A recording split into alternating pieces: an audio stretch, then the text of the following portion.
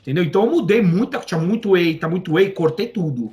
Por exemplo, o momento que ele encontra o Salazar, que ele vira e fala, Mr. Kennedy, Sr. Kennedy. Ele olha e fala, quem caralhos é você? Essa parte é muito boa. Então, eu vi várias lives, vi vários youtubers jogando. E eu vi a reação da galera quando ele viu isso. Aí todo mundo riu e gostou. Eu falei, legal. Fui eu que mudei. Eu pus que tava. Ficou muito bom. Mas quem diabos é você? Eu falei, não, mano, quem diabos é você? Eu falei, não, não, não, não, não.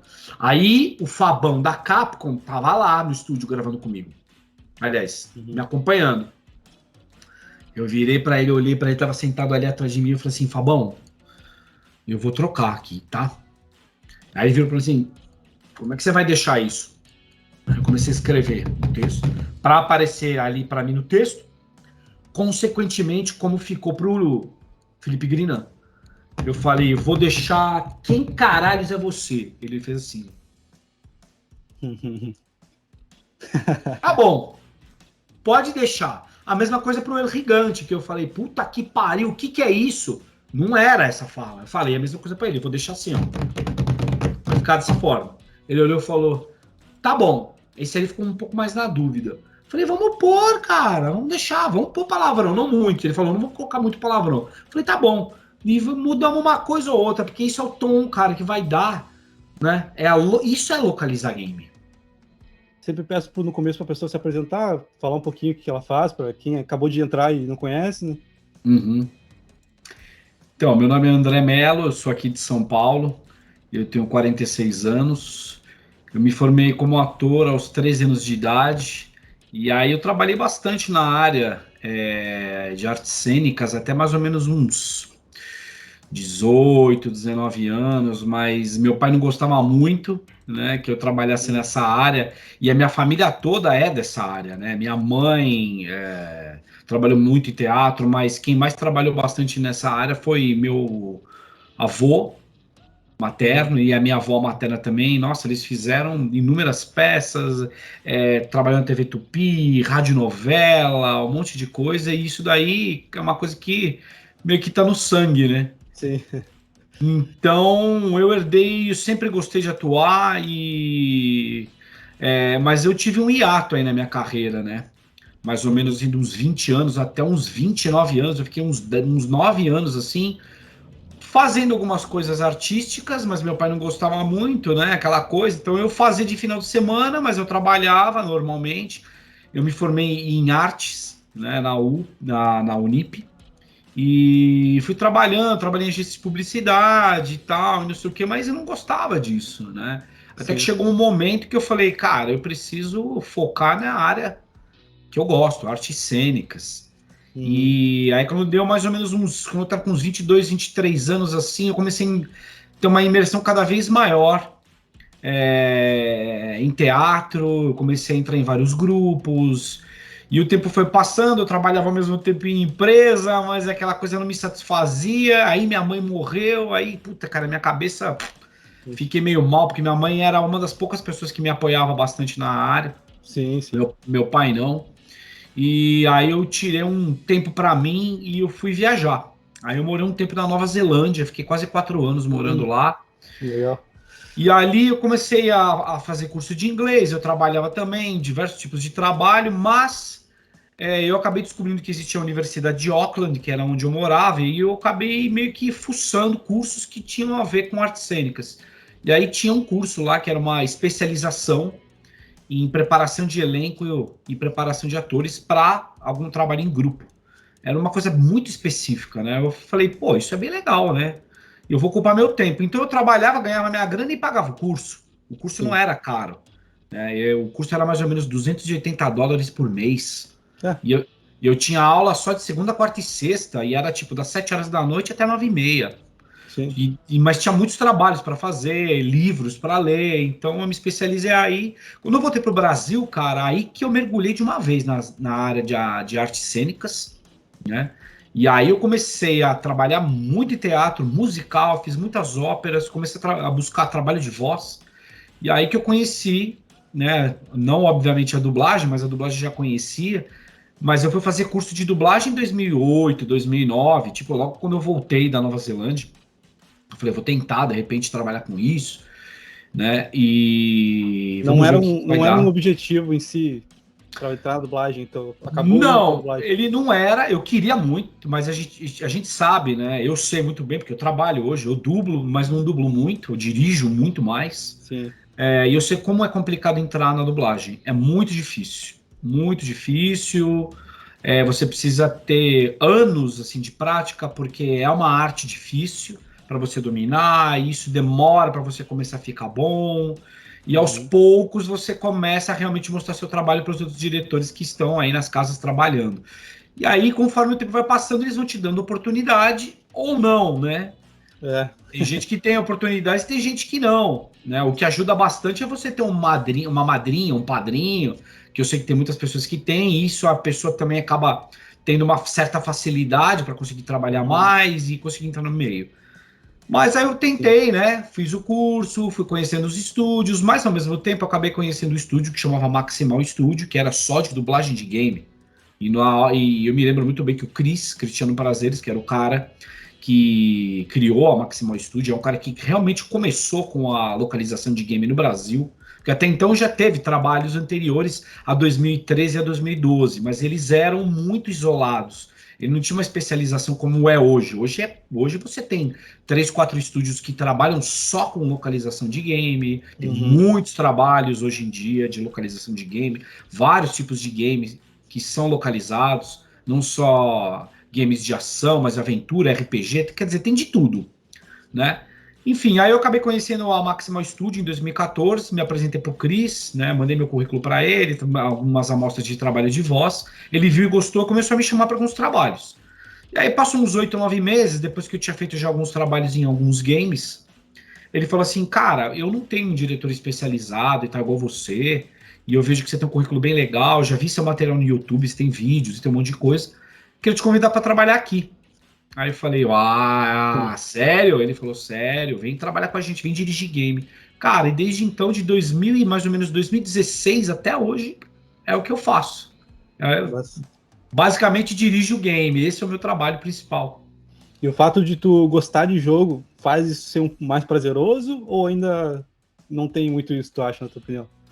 Não, isso é muito importante, porque jogar videogame é uma coisa que fez muito parte da minha vida, né? Muito, muito mesmo. Sempre joguei videogame e eu tenho na minha cabeça assim momentos muito mágicos guardados por causa de jogos de videogame e consoles. Eu me lembro muito bem, né, quando a minha família se reuniu, na verdade meu pai era um cara que gostava de jogo eletrônico, Sim. né?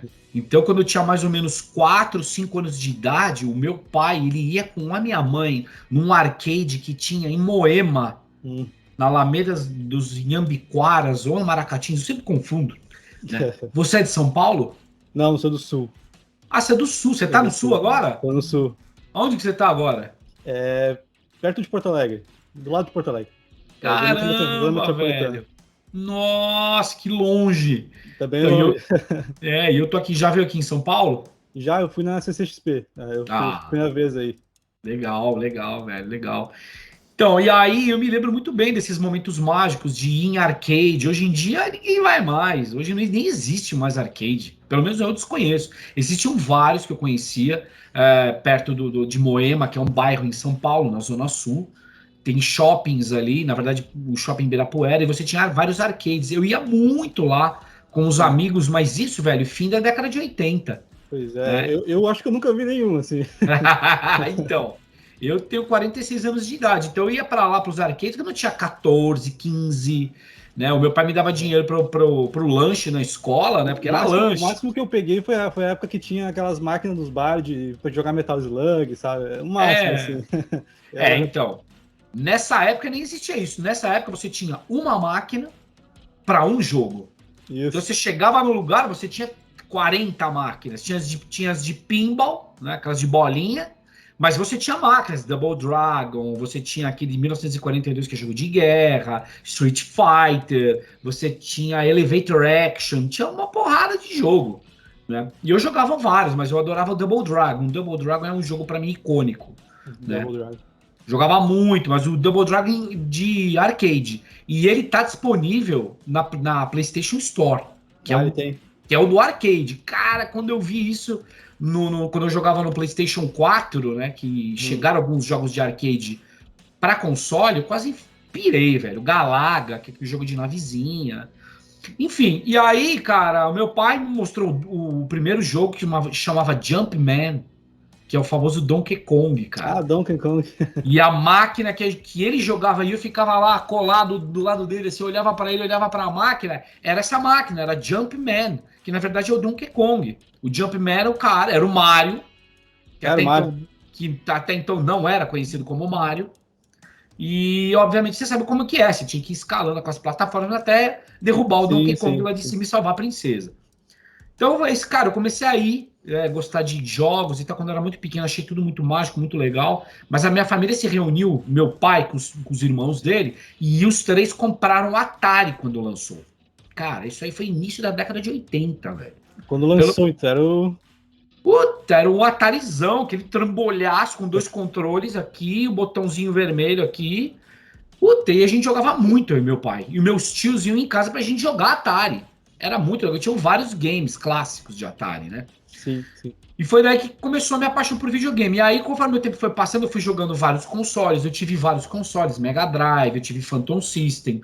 O Phantom System era legal porque você conseguia colocar fita, né, de Nintendo. O primeiro Nintendinho 8 bits, que era aquele que era Entendi. uma caixa enorme. Você abria uma tampa, enfiava a fita lá dentro e apertava ela e fechava a tampa. Ah, Essa sim. fita funcionava no Phantom System. Era mesmo? Era compatível. E aí, cara, eu joguei muito Phantom System, Mega Drive, Super Nintendo. Aí eu tive um Super Nintendo, Super NES. Eu tive o Mega Drive e o Nintendo 64. O Mega Drive Aí, ó. foi o primeiro videogame que eu tive, aí o 64. Aí o Play 1 acho que foi o que eu não tive. Aí depois Play 2, Play 3.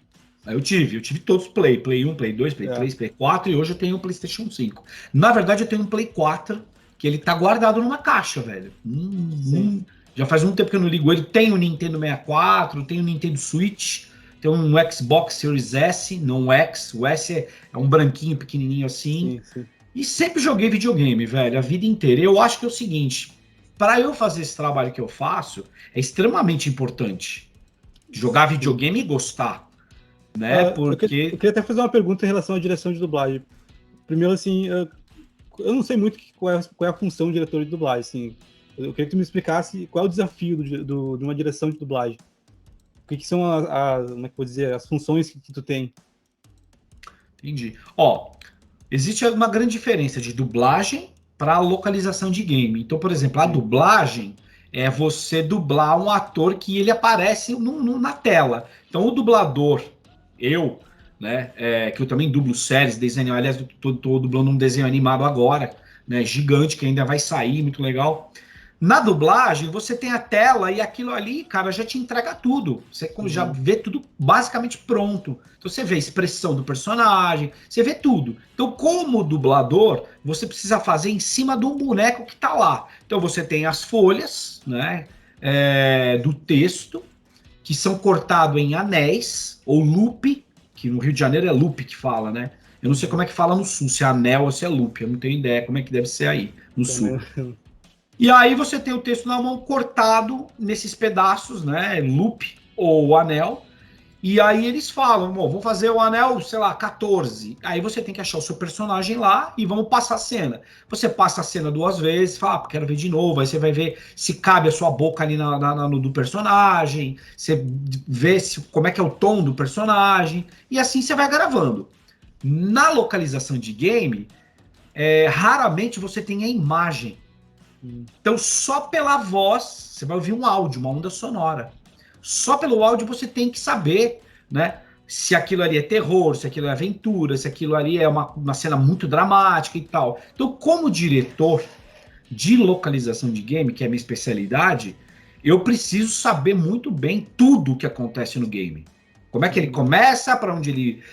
Que caminho que ele vai seguir e como é que termina toda essa história. E eu tenho que conhecer todos os personagens, saber o que cada um deles querem. E aí, conforme as falas vão, realmente a gente vai ouvindo, tanto é que eu ouço aqui também no fone, e o ator ou a atriz fica dentro de uma cabine, eles vão ouvindo e eu vou falando. Geralmente, a maioria dos atores e atrizes acertam de 60% a 70%, mais ou menos, o tom dos personagens. Mas eu sempre me coloco à frente e falo para eles exatamente mais ou menos como que eu quero. Né? Falo, esse personagem que você vai fazer, ele é assim, ele tá mais ou menos nesse momento. Tu tenta passar o contexto para ele, assim, ele está nessa Todo. situação aqui, fazendo isso. Quando o ator tem dúvida, ele me pergunta na hora, fala, André, eu não tô entendendo isso aqui, ele tá meio que ofegante, mas ele só tá cansado ou ele tá sofrendo também, você entendeu? Então, Sim, tudo sim. isso eu passo para os atores na hora de gravar. Né? Sim. Tem, por exemplo, eu dirigi o The Last of Us 2. O The Last of Us 2 foi um game muito minucioso, né? Eu fiquei muito em cima de todos os atores. Tiveram algumas cenas que eles puderam assistir, aí eles fizeram dublagem, que foi uma coisa muito legal. Mas basicamente o meu trabalho é o seguinte: eu recebo o texto, eu já dou uma olhada no texto, eu adapto ele, porque assim, na localização de game você tem 4 tipos de arquivos. Você tem os arquivos, né, que é o lip sync e o sound sync, são arquivos que você precisa cravar exatamente em cima da voz original. Então, se a voz original lá, ele fala, respira, fala, pausa e fala rápido, quando o ator ou a atriz for fazer esse arquivo, sound sync ou lip sync, ele tem que fazer exatamente igual. Não pode nem sobrar e nem faltar. E aí você tem outros arquivos com restrições, né, que são os STCs, que é o Restricted Time Constraint, ou seja, uma constrição de tempo bem rígida. É exatamente essa a tradução. Você precisa fazer dentro daquele tempo, mas dentro da onda você não precisa fazer exatamente igual. Se ele faz em 2 segundos e no meio ele coloca uma pausinha, dependendo da tradução, às vezes a tradução ela acaba sabotando um pouco a gente. Porque o inglês geralmente ele é mais curto que o português. Sim, sim. Então eu preciso adaptar o texto de uma forma que caiba lá dentro. Não pode, às vezes, não, às vezes não, né? Não pode ficar curto e também não pode ficar maior. E isso para esse arquivo que eu estou te falando, que é o STC. Aí você tem um outro arquivo que chama TC, que é só Time Constraint. Ele tem uma gordura. Então, se a fala, ela em inglês, o original, enfim, dependendo da língua, for em 3 segundos, você precisa fazer em 2,5 ou em 3 segundos e meio. Então você pode até terminar antes ou pode passar. Essa é uma restrição desse arquivo. E o último arquivo, que é o quinto arquivo que eu digo, é o VO, que é o voice over, que a gente fala que é wild, selvagem. Esse daí você pode deixar do jeito que você quiser. Se o cara em inglês falar, I'm gonna kill you, eu vou te matar. Você pode falar, eu vou matar você, entendeu? Pode ficar bem maior, não tem problema. Esse é o arquivo mais fácil e mais legal e gostoso de se fazer. Você entendeu? Então, basicamente, o meu trabalho é receber texto, adaptar ele para ver se cabem nos arquivos. Tem muita coisa que vem com regionalismos, eu não gosto. Eu tiro, por exemplo, coisas como eita, ei. Isso é muito dublagem anos 80, sabe? Sessão da tarde. Sim, Só sim. se realmente cabe. E depende muito do produto também, né? Se é um produto mais caricato, uma coisa mais que se dá para você se divertir, até dá para você colocar, fazer umas brincadeirinhas. Mas eu tenho que tomar cuidado. Então, por exemplo, The Last of Us 2, teve uma parte do trabalho que foi traduzida por acho que, se eu não me engano, alguém do Sul. Porque veio bastante coisa no texto com bar. Bar. Não. Imagina falando bar. Vai, Eli, você vai comigo ali a cavalo? Imagina, eu falei, não posso deixar assim. Eu não posso. Porque aí eu tô desrespeitando o paulista, o carioca, Sim, o baiano, entendeu? O natalense, o amazonense, enfim, tem que deixar o mais neutro possível. E mesmo assim, ele não fica de acordo que tem, por exemplo, o carioca não gosta muito do paulista. E vai falar, putz, isso aí tá muito paulista. O paulista vai falar a mesma coisa do carioca. Fala, poxa, olha como é que ficou esse texto. Esse texto ficou demais. Né? Porque o carioca tem isso daí. E assim vice-versa. Então, tudo isso eu tenho que balizar isso. Eu não posso deixar transparecer. Tem que deixar o máximo sotaque zero, que não é fácil, né? Porque tem bastante gente do Sul, tem bastante gente do Rio de Janeiro que trabalha. Então eu faço todas essas adaptações e meu trabalho na hora é dirigir o ator, né? Conduzir ele, falar exatamente o que ele vai fazer, como ele vai fazer, e vou auxiliando conforme o caminho vai andando. Ou seja, a tua função na localização é importantíssima, né? A pessoa tem que saber bem o que ela tá fazendo ali, né? Tem Sim. que ter um certo entendimento sobre games e tal para. E tu tem alguma influência na questão da tradução? Por exemplo, no Resident Evil 4, eu tinha uma pessoa que tava falando assim, tava com meio receio deles traduzirem os ganados. Por exemplo, que eles falam espanhol, né? Não, os ganados foram todos originais. A gente não recebeu nada e nem fizemos nada. Tudo que tá de ganados foi feito lá fora. Não sei onde eles fizeram. E a gente só fez os personagens que falam português. Ah, legal, porque eu vi que tava um receio, tipo assim, será que vão deixar os ganados falando português? daí, eu, Não. daí eu fiquei com essa. E, por exemplo, qual é por exemplo, quando tu faz a direção de dublagem, tu, tu costuma jogar os jogos e tu fica analisando a questão da dublagem, tu fica, isso aqui não ficou muito legal, isso aqui imaginei que fosse uma coisa, era outra. Cara, então, essa é uma ótima pergunta. Eu já participei de vários podcasts e lives e nunca me fizeram essa pergunta. É uma coisa muito delicada, Gabriel, porque é o seguinte: eu não consigo ter a imersão que eu gostaria de ter num game que eu dirigi. Hum, Porque é inevitável eu jogar e ir analisando tudo. sim, Na sim. hora que você entra nos momentos de ação, né? Por exemplo, Resident Evil 4 Remake, que fui eu que dirigi. Assim como eu dirigi também o Resident Evil Village. Eu não tem como, cara. Eu tento a imersão eu consigo quando você tem parte de ação. Geralmente não tem falas. Uhum. Mas é inevitável e eu faço questão de analisar tudo. Porque eu estava participando de uma live com a Monique Alves, que é do Uhum. canal Resident Evil Database. Acho que você deve Conheço, conhecer. conheço. Participei dessa live com ela na semana passada e a gente não falou muito disso que você me perguntou, mas eu entrei um pouco nesse assunto. É inevitável. Você vai analisar e fala, putz, isso aqui não ficou legal, ou aquilo podia ter ficado melhor, ou essa tradução aqui poderia ter ficado diferente. Mas essa análise, velho, é inevitável e é muito difícil você agradar 100% das pessoas, né? Sim, Porque eu sim. já vi, assim, eu prezo muito mais, gosto muito mais e faço questão que as pessoas critiquem. Uhum. Os elogios para mim não ajudam muito no meu trabalho. Pô, André, ficou legal. O Resident Evil 4, a localização dele ficou muito legal e tal. Isso é a mesma coisa que eu não ouvi nada. Né? Pô, você fez um bom trabalho, não sei o quê. Tá, beleza.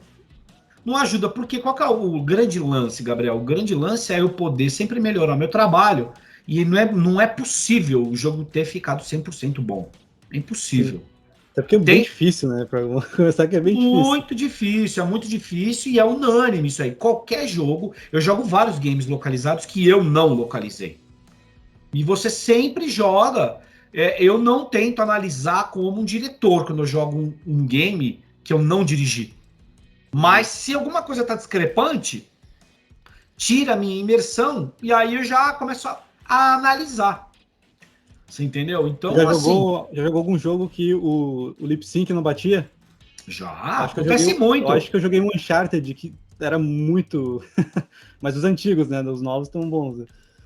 Então, isso depende muito, mas isso depende da tecnologia, porque assim, tem muitos dubladores não, né? O público em geral, às vezes confunde um trabalho, até onde vai o trabalho do estúdio e aonde começa o trabalho realmente do cliente. Sim, é Então, isso eu acho legal ficar explicado mesmo.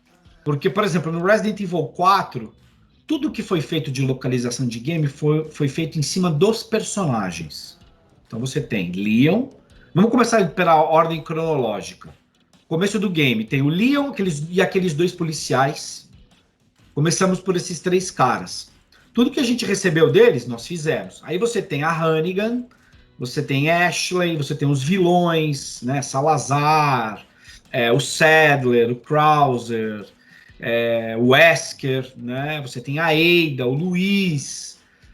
Quem mais que você tem também? Você tem o Mike, que é aquele cara de helicóptero que chega para auxiliar o Leon e tal. Pobre Mike. Hã? Pobre Mike. Pobre Mike, coitado, ele tem um fim doloroso. Toda essa galera a gente localizou. E o que acontece? O trabalho da Capcom ele é muito minucioso e ele é feito de muitas formas. Nós trabalhamos em cima das falas, tiveram várias falas que nós fizemos em cima já de cenas feitas, aí foi feito dublagem, como tiveram muitas falas que não tinham imagem, aí fizemos só áudio. E também teve muitas sessões que foram feitas só reações, entendeu? Então, 5 minutos respirando, 1 minuto e meio correndo, 2 minutos de respiração ofegante machucado. Então, tudo isso é um material bruto, tudo isso que vai para a Capcom, que vai para o cliente. Aí lá é que eles vão montar tudo isso daí. Então, assim, a mix que a gente fala, às vezes pode não ficar boa. Isso já não é mais responsabilidade do estúdio de localização de game.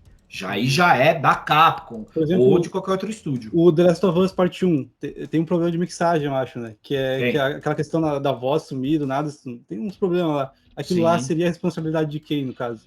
Com certeza da Naughty Dog. Mas isso depende também. Eu não sei como é que foi feito esse game, por exemplo, foi feito aí no Sul. Como é que é o nome do estúdio? Radioativo, acho que é.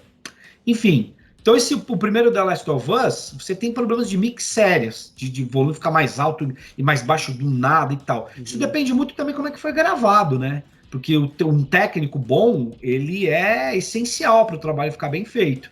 Então, na hora, por exemplo, você pode gravar uma pessoa mais alta do que a outra. Você entendeu? Aí na hora que um personagem tem que gritar, ele grita e o técnico ele não modula. Aí estoura tudo. Só que todo esse material, por exemplo, na Keywords, que é onde eu trabalho, esse material ele vai para um outro departamento na Keywords, que é de pós-produção. E lá você tem 3 técnicos, né? Aliás, uma técnica, que é a Nath, você tem o Ivo e você tem o Glauber. Essas 3 pessoas trabalham exatamente fazendo isso. Eles vão equalizar, vão tirar problemas de áudio. Entendeu? E aí vão mandar para o cliente. Então, assim, 50% do trabalho de mix já é feito no estúdio. No caso da Capcom, o Resident Evil 4 Remake e o Village, nós não fizemos a pós-produção. A gente gravou, zipou, mandou para a Capcom.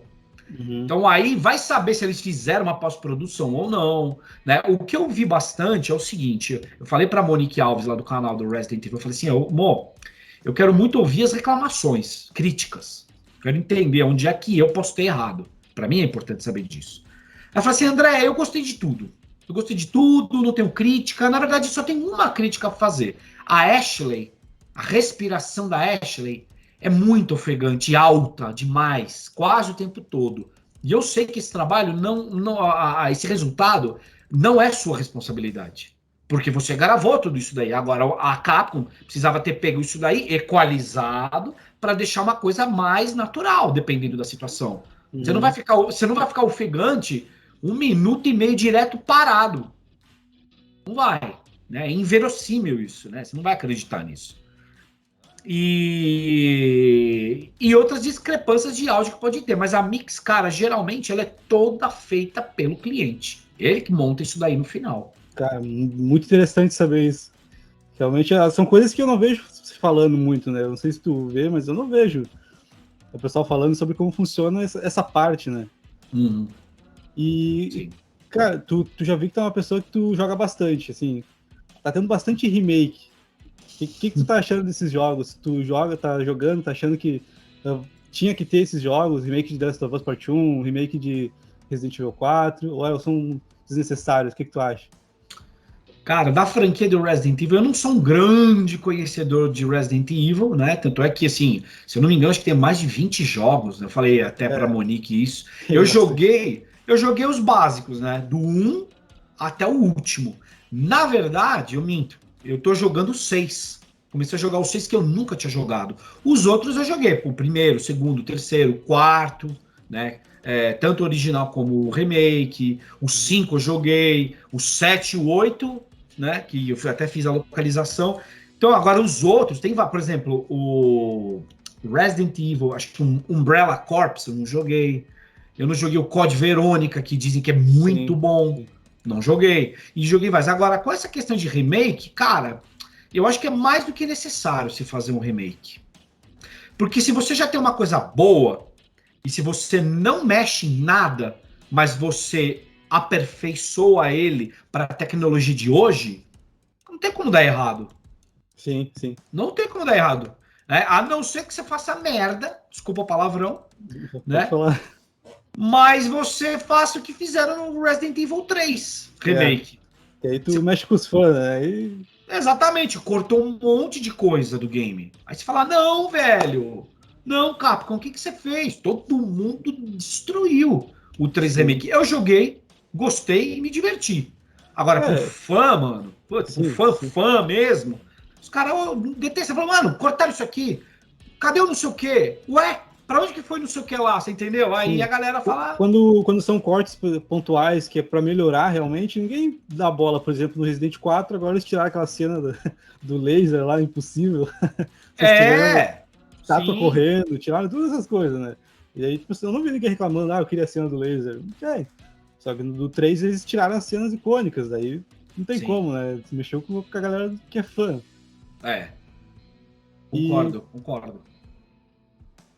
cara, em questão da tua dublagem, da tua dublagem não, da direção de dublagem, eu acho que se eu parar pra jogar, assim, prestar atenção, de repente eu vou achar alguma coisa aí que me incomode outra, mas, sinceramente, sim, em geral é tudo bom, assim, não tem nada que atrapalhe na imersão, entende? A primeira vez que a pessoa tá jogando, eu não achei nada, assim, que eu desligasse do jogo e olhasse, ó, isso aqui tá estranho. Realmente Aham. não tem, mas é lógico, como é muito difícil, alguma coisinha vai ter ali se tu procurar, né? Sempre, cara, sempre vai ter. Eu, assim, se eu paro para analisar meu trabalho, assim, a minha direção para alguns games, é... Tem alguma coisa que tu se cobre muito, que tu fala, puta, isso aqui eu Sim. sempre esqueço, eu sempre não consigo. Não, isso não. Então, é daí que vem a minha preocupação. Eu não quero repetir possibilidades de erros. Eu acho que se você repete erro, cara, você tá desfocado. Você não tá fazendo uma coisa que você gosta. Quando você gosta Sim, muito de uma coisa e você realmente é profissional naquilo, você quer fazer o seu melhor. Por isso que as críticas, para mim, são muito mais importantes. Né? Então, eu acho o seguinte: você tem aí na questão de direção, que é o meu caso, você precisa entender três coisas importantes, né? O tom do personagem. E isso é uma coisa que você tem que ter muita atenção. Se no original o cara tá indo aqui e o dublador vem até aqui, você fala: "Não, eu preciso de mais para chegar ali". Então se o cara tá: "Ah, eu vou matar você, que isso aqui, isso que lá", em inglês, e o cara tá em português: "Ah, eu vou matar você". Ah, isso aqui, você fala: "Não, vamos mais". Essa é uma coisa. Segundo, a pessoa que está dublando precisa entender muito bem quem é o personagem. Precisa saber quem ele é. E terceiro, possibilidades de se entregar, eu quero sempre o máximo de todo mundo. Eu não gosto daquela coisa meio saco mole. Sabe? uhum. Aquela coisa meio. Ah, vamos aí. Já aconteceu muitas vezes. Tu De tem alguma, veteranos. tu tem alguma influência na questão de escolha do ator pro personagem? Ou Você diz escolha de elenco? de elenco? Ou não? Assim, eu infelizmente eu não tenho essa responsabilidade. Eu não posso escolher elenco. Os projetos chegam prontos para mim, né? É proibido lá na Keywords Studios, onde eu trabalho, Uhum. eu escalar os atores. Entendi. É Tua uma função é direção, realmente, não só a pode nada direção. disso. É uma Entendi. pena porque, cara, eu faço isso há quase 8 anos. Eu acho que Conheço, iria agregar, né, pro que tu faz, assim, e iria te ajudar. eu conheço muita gente, já dirigi. Cara, você tem um elenco ali na Keywords de basicamente assim umas 800 pessoas. É bastante gente. E dessas 800 pessoas que eu tô te falando, mais ou menos, não vou falar que é dividido, mas acho que tem mais homem do que mulher. E uma coisa, por exemplo, se eu fosse escolher elenco, eu jamais repetiria elenco de um game Uhum. para o outro. Vamos supor que eu estou fazendo um game hoje. Próximo game, ninguém que fez esse game aqui vai fazer esse. Esse era o meu pensamento. E Sim. não acontece. Isso acontece de ter repetição, o que eu não acho certo. Mas eu sou diretor, meu trabalho está lá para dirigir, então eu tenho que fazer o meu melhor trabalho. Mas se eu escalasse, eu iria dar chance para muito mais gente, assim, de. Não que tem tanta experiência com microfone, mas gente de teatro, né? Porque Sim. por exemplo, teve um ator que me indicaram lá para Keywords, e ele é um cara de teatro, não dubla nada. E ele foi fazer comigo o Assassin's Creed Valhalla. Uhum. Cara, ele arrebentou. Por quê? Eu expliquei para ele, falei para ele chegar 20 minutos antes da escala dele. E fiquei 20 minutos explicando para ele basicamente como é o trabalho que eu queria. Como era feito o trabalho no estúdio. Como é que ele tinha que respeitar as waves, qual era a distância que ele tem que ficar do microfone, que ele não pode ficar mexendo o rosto dele, o microfone está aqui, ele não pode falar aqui, não pode falar lá, ele tem que ficar no eixo que a gente fala. Entendeu? Todas as técnicas que a gente usa lá dentro. Beleza. E aí ele fez um personagem que era um conde. E aí o que eu fiz? O começo do trabalho eu deixei ele solto. Eu deixei ele fazendo o trabalho sem ele respeitar o tamanho dos arquivos. Como eu já falei para você, tem uma restrição. Se o inglês é em 3 segundos, o português tem que ser em 3 segundos. E eu deixei ele fazendo. Ele fez mais ou menos umas 30 falas grandes. Só para ver onde é que ele ia. E dessas 30, eu aproveitei mais ou menos metade, umas 15. Ah, legal. E aí, eu fui devagar mostrando para ele que existe essa restrição. Qual que foi a sacada de eu fazer esse trabalho dessa forma? Deixar que toda a experiência que ele tem de teatro, de ator mesmo, ele pudesse usar ela sem ter restrições. Não pode falar em 3 segundos, vai mais rápido, levanta o tom. Não, isso não tá bom. Não fiz nada disso com ele. O que eu fiz foi deixar ele entender o personagem, eu falar para ele como é que era o personagem, ele ouvir bem essas falas, achar o tom do cara e ter umas 2 tentativas para se fazer. Né? Porque assim, Gabriel, é um quebra-cabeça quando eu faço um game. Quando você tem um ator lá, o quebra-cabeça é encaixar o tempo da escala, aqui o tempo da escala, pegar a interpretação do cara, né? Otimizar também o tempo que eu tenho de estúdio com o técnico, dele poder realmente o técnico saber quando tem que aumentar, quando tem que abaixar o ganho para não estourar, porque senão a gente tem que refazer. De repente o ator faz uma fala dele, ela ficou muito boa, mas aí o técnico vira para mim e fala assim, cara, eu gravei muito baixo, vai precisar de novo. Nossa, cara, isso me mata e mata o ator também, porque ele já entregou uma coisa boa. Então eu não quero perder tempo nisso. Então é imprescindível você ter um técnico que seja muito bom. Né? Lá onde eu trabalho tem técnicos bons e muito bons. Né?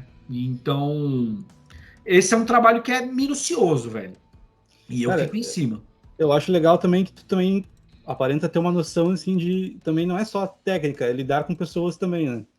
Então tu entende ali que às vezes existe certas atitudes que tu tem que ter para aquela pessoa dar o melhor dela, mas não necessariamente tu ficar só cobrando, tu dá uma certa liberdade ou... Mas esse lance de você ter tato para levar ali os atores na hora, cara, é o lance de eu ter estudado, de eu ter feito essa especialização, porque o ator é um profissional que tem basicamente um ego muito inflado.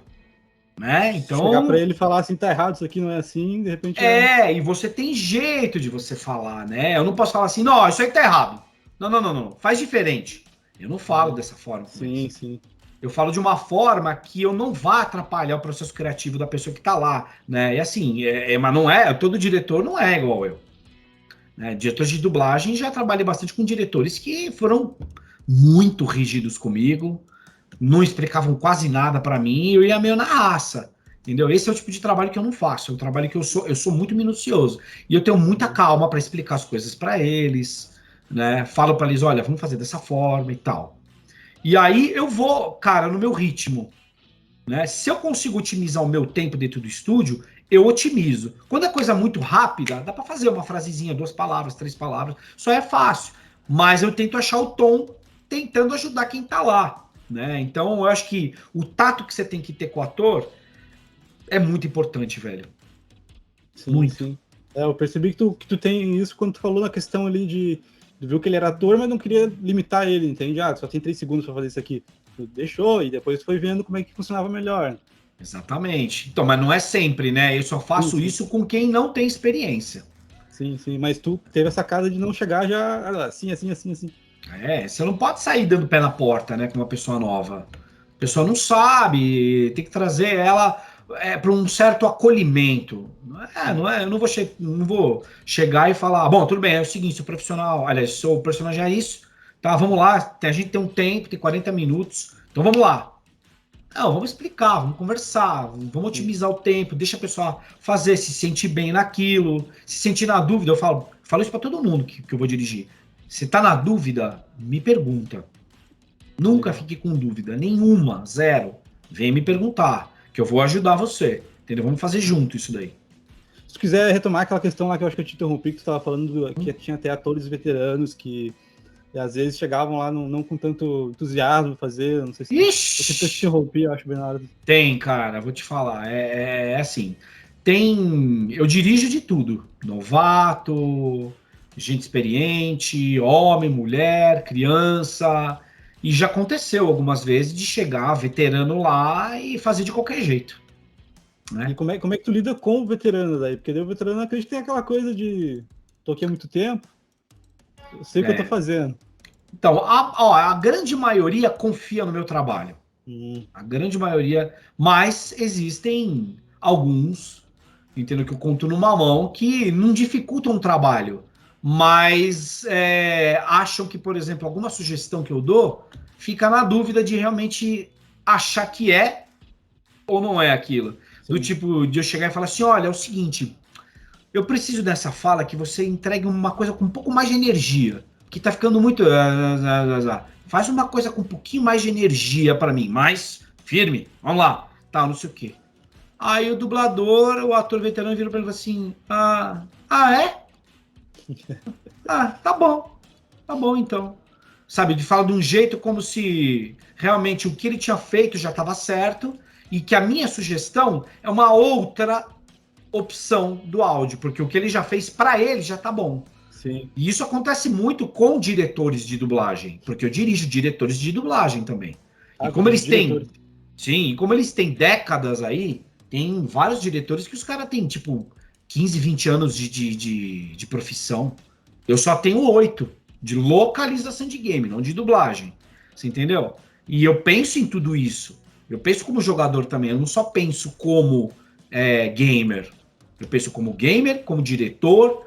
Penso também como uma pessoa que entende que é um processo de uma empresa. Então, tudo isso eu tento otimizar da melhor forma possível. Porque quando eu for jogar, eu quero ter uma imersão. Se eu conseguir ter uma imersão, eu acho que quem for jogar vai ter uma imersão também.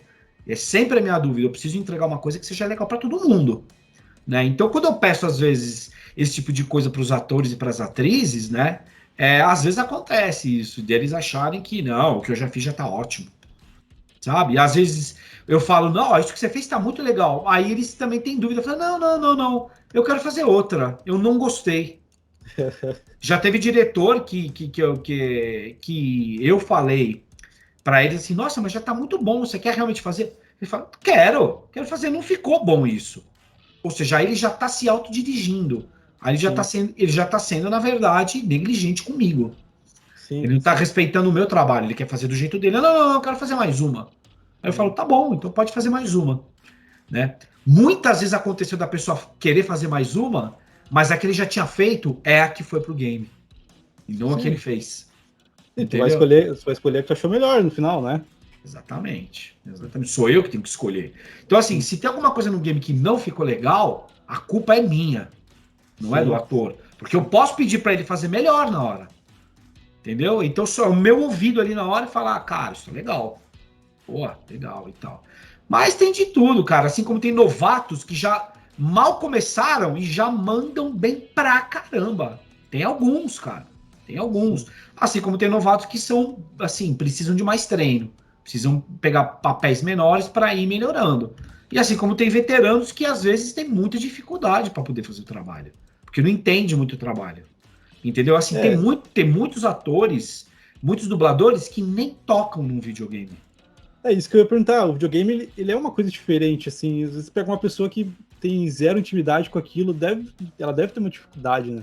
Sim, tem. Tem, o próprio Felipe Grinan, que fez o Leon no Resident Evil 4 Remake. O cara não tinha nem ideia. Ele entende um pouco a franquia, porque ele dublou, se eu não me engano, duas animações. Os filmes lá, tá. Degeneração e um outro lá. Sim, Ele entende quem é o Leon, então não sei o quê. Mas, cara, não joga videogame nunca. Entendeu? Então, por exemplo, o Titio Marco Antônio. O Titio Marco Antônio é um cara, o Marco Antônio Abreu, ele é um locutor da Kiss FM, uma rádio de rock. E ele também dubla, né? E ele manda super bem. Quando ele fez o Wesker, ele não tinha nem ideia quem era o Wesker. Ele falou sim. assim: quem é o Wesker, André? E eu expliquei para ele tudo: quem era o Wesker, de onde ele vem, quem ele era, tremendo de um vilão, traidor, e assim vai. Expliquei tudo isso para ele. Ele começou fazendo aqui, ó. E ele, como eu fiz o Captain Price, que é do Modern Warfare, o Call of Duty, ele Uhum. fez muito parecido com o Captain Price, com uma voz mais suja aqui assim. Eu falei assim, eu não quero isso. Ouve bem a voz dele, tenta trazer ela mais para maldade, um cara mais frio, não levanta o tom nunca, raramente ele vai levantar, mas é bem raro. E você tem total controle da situação pela sua voz. Pô, Pensa num cara legal. extremamente frio. Ouve a voz dele, aí ele ouvia, fazia. Aí eu falava, ainda não chegou no tom. Baixa um pouquinho o tom. Aí ele baixava, falava, ó, isso é legal. Agora pega essa voz que você achou e põe uma carga de energia nela, né? Não vai falar mais aqui embaixo. Vai falar mais aqui, ó. Um pouco mais de energia. Aí vamos Sim. ver o que sai. Aí ele vai achando o tom, velho. E deu, por exemplo, cara, na minha opinião, como gamer e não como diretor, o trabalho dele de Wesker no game ficou fenomenal. Legal, cara. Acho muito legal ver assim, tu explicando a evolução do processo, sabe? Assim, não é algo que o dublador, que a pessoa que tá localizando entra lá e sai fazendo, né? Não, Às não, não, vezes não, tu não, não, chega, não. tem que falar, ó, é assim, não, assim melhor, vamos melhorar, vamos fazer assim, vamos fazer assim. E até chegar no ideal ali. Tu vê muitos diretores de dublagem que não tem experiência com o jogo, e, por exemplo, se ele chegasse lá de primeira fazendo aquela voz, ele deixaria. Tu consegue ver esse tipo de coisa? Sim, sim, sim, já aconteceu comigo. De eu Uhum. ser dirigido por um diretor e eu tava dublando, aliás, localizando um game, mas como ator, não como diretor. Eu fiz uma coisa lá e ele já achou legal, entendeu? Então, assim, eu respeito muito os diretores, mas tiveram coisas que eu fiz aí ele falou, cara, eu acho que podia ter ido um pouco mais, mas eu não vou falar. Sim, É o diretor que tem que falar para mim. Eu não vou falar para ele assim, eu acho que não ficou legal isso, eu vou fazer mais uma. Eu não vou falar isso, cara. É ele que tem sim, que falar para mim. Entendeu? Não é a mesma coisa que quando eu tô dirigindo. Quando o dublador tá lá e tal, sou eu que vou falar para ele, mas acontece. Principalmente dos veteranos. Ah, não, não, não, não gostei. Quero fazer mais uma. Tá bom, pode fazer. Já ficou bom o que você fez, gostei bastante. E pra gente ter chegado lá, Gabriel, já foram uma, duas, três tentativas tentando achar o tom, você entendeu? E aí, de repente, do nada, ele vira e fala: não, não, não, não, não, quero fazer uma diferente, posso melhorar. Isso cara, isso é muito subjetivo, esse eu vou melhorar. uhum, Porque ele tá se ouvindo, ele tem que se. Eu só tô ouvindo e tentando encaixar aquilo no contexto, sabe? sim, Então aquilo ali, eu acho que eu preciso realmente ser respeitado. Ali no momento, e tiveram várias vezes que o meu técnico já virou para mim e falou assim: putz, os caras às vezes nem te respeitam, né, cara? Eles querem fazer do jeito dele e tal, e você é legal, você demonstra e tal, que está aberto a isso e tal. E realmente, eu tento deixar a pessoa o mais confortável possível. Mas, cara, 99% das vezes, quando me pedem para fazer de novo, eu uso a que eu já aprovei e não a que ele quer fazer. também não vai ser o mal educado de falar, não, não, é assim e vai ficar isso aqui. Mas já aconteceu comigo de eu fazer um trabalho de dublagem, não de game, dublagem. Sim. E aí eu fiquei na dúvida, cara, e aí foi uma dúvida mortal, e eu virar pro diretor, eu falei assim, você me perdoa, mas ali, no final da frase, eu achei que eu quase gritei, né? Eu falei isso já, uma vez, eu não esqueço. A pessoa virou pra mim e falou assim, sou eu que tô dirigindo, tá bom, vamos pra próxima. Era só dizer Desculpa. não. Eu pedi desculpa, eu falei, não, desculpa, desculpa, desculpa. E aí ficou mudo, velho. Nem o técnico falou nada, nem o diretor, sabe? Então, por um lado, eu entendo ele. Ele tá Sim, certo, mas existe jeitos de se falar, né? sim, sim. Eu já fui muito desrespeitado dublando. Quando eu comecei a dublar. Ixi, velho. Já fui bastante, assim, humilhado por um diretor. Como é, Mas tudo bem. como é que tu enxerga esse cenário da dublagem? Tu falou no começo que era difícil. O que acontece ali no meio? Por exemplo, eles têm as vozes de confiança que eles querem, têm certeza que querem usar sempre? Ou é mais questão de, por exemplo, eu vi muita gente reclamando de panela, essas coisas assim. O que tu Ah, vê mas isso, na tua visão? mas isso tem, velho, isso tem. Mas esse lance da panela, às vezes, não é só pelo fato de serem amigos, é pelo fato da eficiência de trabalho.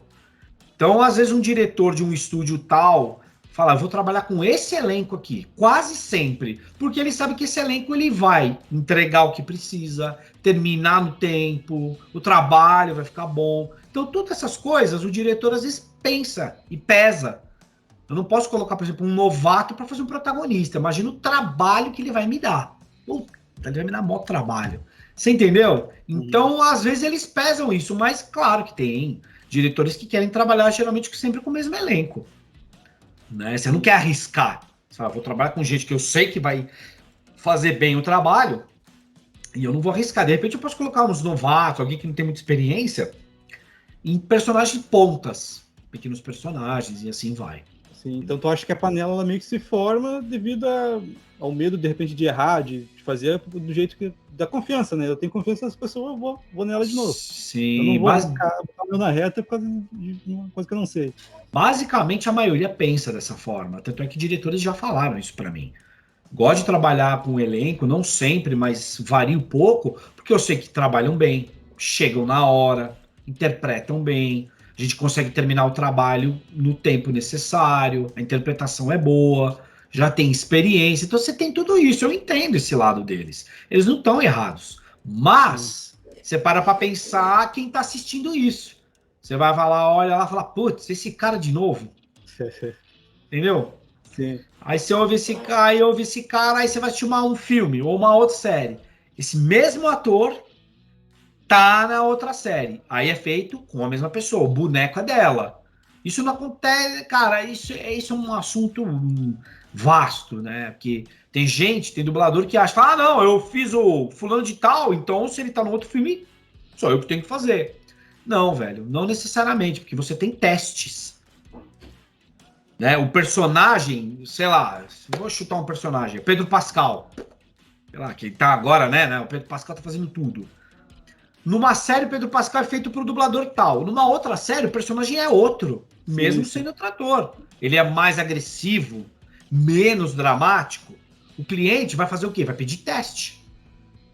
Não é Sim, só que o boneco é dele na série tal que ele vai fazer. Você o entendeu? Pedro Pascal foi no filme, naquele filme lá com o Nicolas Cage, foi o Rodrigo Araújo, né? Se eu não me engano. E, e na série foi o Percy, né? São dois atores diferentes.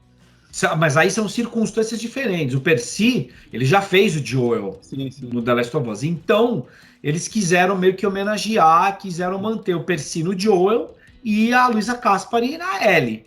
Eu, particularmente, não teria escalado nenhum dos dois pra Isso que eu ia te série. perguntar agora mesmo. Então, o que Não. tu achou deles terem usado dubladores do jogo? Ah, os fãs surtaram, né, velho? Foi um fanservice, hein? Nossa, que legal! A dubladora da Ellie do game tá na série. Que legal. Não, não. Sim, O sim. Percy tá como é que chama? No Pedro Pascal. Não, também. Também não.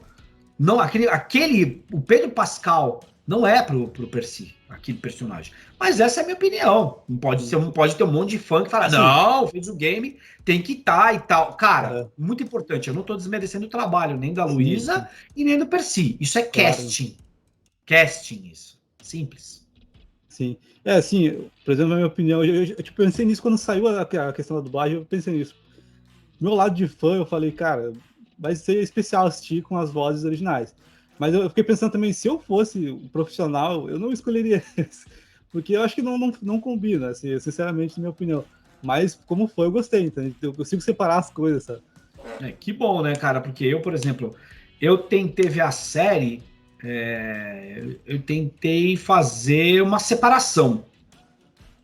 Série e game. Uhum. São mídias diferentes. Sim, No game, você é o personagem. Você não vê a situação toda como um telespectador, como uma série. Você é o personagem. Então você mata, você se esconde. A tensão, cara, e a imersão, ela é muito maior. Mas muito, infinitamente maior. Numa série, a imersão que você vai ter é da história, não de um personagem em si. A não ser que a Sim. série seja feita em cima só de um personagem. É. Não é o que acontece. Você tem o todo. Você tem o roteiro todo, tem um monte de coisa acontecendo. Então você vê um pouco do Joe, um pouco da Ellie, um pouco da Marlene, um pouco dos vagalumes, um pouco de tudo. Então, não sei o quê. Você não é só aquele personagem o tempo todo. Eu, particularmente, eu tive muita dificuldade de ver o Pedro Pascal como Joe e a Bella Ramsey como Ellie. E eu, cara, foi assim, eu achei a série muito boa, muito bem escrita, muito bem adaptada. É isso que a gente precisaria ter para outros jogos de videogame, uma coisa bem feita. Então eu me pergunto, qual é a dificuldade de fazer uma coisa bem feita? Sei lá, o The Last of Us conseguiu. Tenta Sim. carregar a essência. Aí você está trabalhando com uma mídia diferente, você precisa ter ótimos profissionais para aquela mídia. O Neil Druckmann, lá da Naughty Dog, que ele era o diretor, agora ele, acho que se não me engano, ele é vice-presidente, ele foi o diretor do game. Então ele fez um trabalho bem feito. Entendeu? E aí você pega na outra mídia, você precisa ter alguém que adapte isso. Ele fez, o Neil Druckmann fez o game, participou de maneira ativa da série. As próximas produções que possam ter de game, de adaptação, tem que ter esse pensamento. Pega um cara que fez o game, traz ele para dentro da série ou do filme, sei lá o que vai ser adaptado, para esse cara ter voz ativa toda hora. Que eu sei que o Sim. Neil Druckmann teve. Por isso que a série ficou legal. Sim, sim, com certeza. Por exemplo, o exemplo que a gente usa como exemplo ruim é sempre o Resident Evil, né? Que os filmes Resident Evil, eu tava lembrando, acho que eu não lembro se é o 2, que eles fizeram a Jill sair no soco com o Nemesis. Então, Eu fico pensando quem é que chega e dá essa ideia numa roda e as pessoas falam, boa ideia. Fizeram meio que uma rodinha ali e ela saiu no soco com o Nemesis. Então, umas coisas assim que não dá, não tem. pô, cara, qual que é a dificuldade, cara? Eu acho o seguinte, acho que o primeiro Resident Evil eles tinham que adaptar, velho. Eles tinham que fazer uma série de 5 capítulos do Resident Evil 1. Sim. Onde tem tem aquela equipe que se perde na floresta, aí eles acham a casa. Porra, começa por aí, velho. Começa por aí, não é difícil. O game já tá dando tudo. Sim, tá tudo ali, né? Só adapta. Porra, cara, não vai inventar, sabe? Não vai inventar coisas a mais. Não, vamos ser criativo. Não precisa. Porque o Resident Evil ele já é muito bem feito, muito bem escrito. Ele é interessante. Você entendeu? E pô, pra quê? É muito fácil. Mas você precisa ter essa ideia que eu falei. Você precisa trabalhar com um cara que tem voz ativa e que tenha participado do game, passar ele pra mídia, TV, né, o filme ou série, e esse cara ter participação ativa. E para ele tentar cortar o que realmente Sim, pudesse ser uma merda, uma cagada, igual foi sim. feito nos Resident Evil. Fala, não vamos fazer isso. Outro exemplo ruim, eu não sei se tu chegou a assistir o novo Mortal Kombat? O novo que não é mais novo, né? Faz um Assisti, tempinho. assisti foi no cinema, velho. Pois, não, por exemplo, o Mortal Kombat tem tanto personagem bom, por que eles inventaram um novo? Cara, então, mas o Mortal Kombat, cara, é muito complicado você adaptar ele para cinema, porque o Mortal Kombat não tem história. É meio bagunçada, né? É meio É bagunçado. jogo de luta. Eu penso dessa forma, eu só penso uma forma. Não tem uma história. Ah, como começou algo, desenvolvimento de história, desenvolvimento de personagem, um enredo, você criar um conflito, desenvolver o conflito para você ter uma resolução. O Mortal Kombat não tem essa, como que eu posso dizer, esse tapete, vai, essa coisa que é montada dessa forma para você Sim, desenrolar uma história. O The Last of Us tem, um God of War tem, sim, não, com Resident certeza. Evil tem. É só você saber explorar e não inventar. Segue o que já foi feito. Entendeu? Tem tanta coisa boa, pô. Sim. E a questão da série do The Last of Us, tu achou que ela. Bom, tu falou que achou muito bom e tal, mas tu achou que ela foi à altura do jogo? Ficou muito abaixo do jogo? O que em Não, relação ao jogo? Tu consegue não. mensurar qual que. Eu falo isso pra galera lá do meu trabalho, né, lá da Keywords, a galera me metralha. Eu sou tipo, eu sou do contra. Aham. Assim, eu não vou falar que eu não gostei da série, gostei, muito bem feita, mas cara, se você está me perguntando Sim, sim. se eu vou comparar série com game, primeiro, como eu já falei, são coisas diferentes. Sim, sim, sim. Agora, segundo, se você vai comparar uma imersão. Onde você tem mais imersão? Eu não tenho nem que Não falar. tem. Eu, particularmente, prefiro muito mais o game do que a série. E em tudo. Uhum. Em tudo. Eu gosto muito mais. Joguei o primeiro game mais de 6 vezes. O primeiro que você usou, eu joguei várias vezes o primeiro. O 2 é meio pesado, eu joguei, não consegui jogar tanto, mas o 1. O The Last of Us 2, eu joguei 2 vezes. E eu dirigi a localização dele. Né? Eu só não dirigi o Percy como Joel e o Clécio Souto como Tommy. Mas eles têm uma participação, cara, no todo da história muito pequeno. O resto, tudo fui eu que dirigi. Cara, foi de longe assim o game mais visceral que eu fiz. Porque nesse game você experimenta de tudo, né? Sim. Heroísmo, vilanismo, drama, momentos de extrema tristeza, momentos de dúvida, de você ficar, não, não, não, não, não, isso não, isso não, não, não, não. Você entendeu? O momento que você fala de alegria, você fala, tá, meu, consegui. E o desenrolar, e assim, você tem o desenvolvimento de vários personagens no game. Agora, se você vai fazer uma comparação de uma série, né? Por exemplo, você pega o The Last of Us 1, você tem 8 capítulos, cada capítulo tem 40, 50 minutos. Coloca isso num tempo, são 8 horas de imagens montadas para essa mídia. O The Last of Us 2, você tem 30 horas de jogo, velho. Sim. E muitas cutscenes. Você consegue aproveitar tudo muito mais. Desenvolvimento de muito mais. Por exemplo, teve gente que começou odiando a Abby. No final do jogo já nem sabia mais se odiava ou se gostava, Sim. né? Uma coisa que eu gosto muito dessa fase é isso. Eles ficam toda hora, tipo assim, eles não deixam claro quem é que tá certo e quem é que tá errado, né? Exatamente, por Eles, isso que é genial. eles jogam a informação e tu fica ali. Mas será que quem é que tá certo nessa história? Não tem? Mas essa é a pergunta que é legal você não ter a resposta e nem Sim, buscar ela. Mas legal é fazer a pergunta, sim. porque é o conflito. Então vou fazer a pergunta. Tu salvaria ele ou tu deixaria eles fazerem a cura? Ah, cara, isso aí com certeza teria que desenvolver a cura. Porque para pensar, velho. Para pensar a vida Friamente. miserável que a maioria das pessoas tem. Não, isso aí não tinha como, cara. Sacrificaria ela e ela mesma também queria isso, né? Mas você tem um lado aí paterno, né? Eu sou pai, eu tenho um filho de 13 anos. Cara, aí é uma outra história. Se você pensa no bem da humanidade, eu entregaria meu filho. Mas é meu filho. Sim. Não vai ter outro. Eu tenho um amigo que ele dá mais sempre um ponto de vista, que ele fala assim, ó. Tipo assim, tiraram tudo do Joe também. Ele não tinha mais o que. Tá, todo mundo ia voltar com a vida normal e ele. Entende? Ele É, tinha a Ellie. Pensa ali naquele contexto, só tem ela ali, tipo, as pessoas mais importantes assim, em geral estão longe ou morreram. exatamente, exatamente.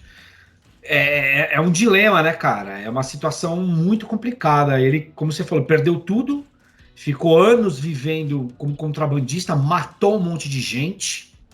Se você vai ver por esse lado, o Joel, cara, ele não é um cara herói. Muito pelo Sim, sim, contrário. Muito pelo contrário. Você viu o que ele faz no final do The Last of Us 1 no hospital? sim, sim. Mata geral. Na série foi light. Aquela matança toda dele e tal. Meu, no jogo, nossa, cara, você mata no mínimo uns 40 caras. Tiro na cara, joga coquetel molotov neles, explode os caras. É Sim, cruel, velho. É sim, muito cruel isso. Aí você fala, o cara é bonzinho? Não é, mas é cara, isso que você falou. Ele quer a Ellie. Ele já, no momento que ele salva a Ellie do David, daquele ponto em diante, o Joel não tem mais dúvida nenhuma e ele não tem mais o dilema de querer a morte para ele toda hora. Tanto é que sim, no final do jogo, na hora que eles chegam em Seattle, que eles estão andando, assim, que é muito bonita a cena, né? A Ellie tá sentada no capô de um carro e o Joel tá com exatamente a postura da Ellie no começo do jogo. Porque a Ellie antes toda empolgada contando piada para ele e o Joel falando: "Não, vamos embora. Ellie, aham, para com isso. Vambora, Ellie. Não, não, não, Ellie, o que você tá inventando? Você entendeu? Nesse momento de Seattle pra frente, é o contrário. A Ellie tá mais introspectiva, porque é óbvio, né? Ela matou o David, puta de um trauma e tal, não sei o que, quase morreu. E viu todo aquele negócio de canibalismo, caramba, quatro. E o Joel salvou ela. Então, cara, você tem aí pro Joel muitas camadas aí de ter salvo uma menina, conseguiu salvar ela, criou empatia com ela, tá protegendo ela. E aí chega um momento que o Joe já nem sabe mais por que ele tá levando ela. Tanto é que chega um momento que ele vira para ele falar: vamos desistir? Vamos voltar? Porque ele já criou um elo com ela. Ele já nem pensa mais em levar ela para os vagalumes para tentar salvar todo mundo. Não. Ele já criou um apego muito grande por ela. Então, tanto faz. E aí ele mergulha naquele negócio que eu sou o protetor dela, eu sou o pai dela, entre aspas. Você entendeu? Tanto é que no final do The Last of Us 2 ele fala pra ela: se eu tivesse que passar por tudo isso novamente, eu faria tudo igual. Cara, essa é, Claro! essa é a minha cena favorita, cara. Quando, tipo assim, tu acha que o jogo acabou, assim, não tem mais nada, eles botam essa cena lá pra já É dar um genial, outro mano. significado pra tudo aquilo que tu passou, né? É pra você acabar o jogo e você repensar em muitas coisas. Porque Sim, às vezes, depois de ter passado por muitos traumas, muitos momentos ruins na sua vida, cara, e você ter uma pequena esperança, né? É perigosa a esperança, você tem uma pequena esperança. Mas de repente, dependendo do tipo da pessoa, é o suficiente que você precisa para você mudar, para você ver um mundo diferente e achar que o mundo tem salvação ou esperança. Entendeu? E ele tem isso. Com ele aconteceu. Ele teve essa epifania aí, você entendeu? E seguiu em frente e faria tudo igual. Né? No The Last of Us 2 ele tenta de uma forma assim, dando espaço para ela e tentando mostrar que realmente ele tá lá por ela, gosta dela, quer proteger ela e tal. Tanto é que ela fala para ele: fala, você tem que parar de ficar enchendo o saco dos outros. Eu sei me proteger. Você entendeu? Aquele momento lá do baile que a Ellie beija a Dina, aí aparece lá aquele cara que é um barman, né? De um boteco, que eu esqueci o nome do cara. é o Seth. Acho que é o Seth, né? Isso, e foi feito pelo Leonardo José, que infelizmente faleceu, que é a voz do Thanos, né? Ah, o Thanos, sim. Você entendeu? Então aí você vê que ele briga, começa a chamar as minas, só o que faltava era isso, duas sapatão. O Joe fica puto, vai lá e quer arrumar briga com ele, tá protegendo ela, você entendeu? Então não adianta, ele já vestiu a camisa, eu protejo ela, eu vou proteger ela. Ela é a filha que eu perdi, ou uma filha que eu Sim, gostaria de ter, saca? sim. É, eu acho o 2 foi assim, o que eu fiquei mais imersivo foi o 2 porque tipo, é tanta emoção diferente, né? Tipo, uma hora assim, tu acha tudo bem, aí daqui a pouco já piora, aí daqui a pouco te mostra uma cena que tu não imaginava e já muda tudo aquilo que tu pensava. E É, eles vão brincando ali com tudo aquilo. É muito diferente o 2, né? Tem gente que odiou, não gostou, né? Dividiu, mas sim. em geral foi muito bom. Mas assim, uma das últimas perguntas que eu quero te fazer também já tá chegando a uma hora aqui, pô. No final do The Last of Us Part 2, tu achou que a vingança devia terminar com a Ellie matando a Abby? Ou daquele jeito ali tu achou que Ah, fazia sentido? eu achei perfeito esse jeito que terminou, cara. Porque se a Ellie tivesse matado a Abby, a vingança dela teria consumido ela completamente. E eu acho que ela não conseguiria viver bem com isso.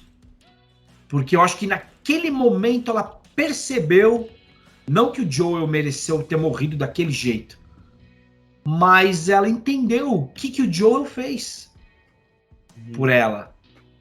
Né? Tanto é que, uma coisa que ninguém nunca fala, ela volta lá para casa, pega o violão, tenta tocar ele, e foi bom ela ter perdido os dedos. Porque aí ela se dá conta de que ela tem que. A vida continua, cara. O Joe morreu e tal, a vida continua. Larga lá o violão e vai atrás do interesse dela, da vida dela. Não é fácil. É muito difícil isso que eu tô falando, mas eu acho muito inteligente esse final. Porque eu Sim. acho que o ser humano realmente. Ali foi um exemplo do tipo, siga em frente. Ele fez tudo o que ele pôde por você, mas ele fez muita coisa errada. Muita coisa ruim por você. Entendeu? Tanto é que ela fala aquela última cena pra ele. Eu queria ter morrido lá. Que você tirou isso de mim? Ela fala pra ele. Né? Então ela tem ciência de que realmente ela queria ter entregado a vida dela teria um significado e tal. Então ela deixou se levar por aquele momento, mas realmente ela soube fazer a cisão ali.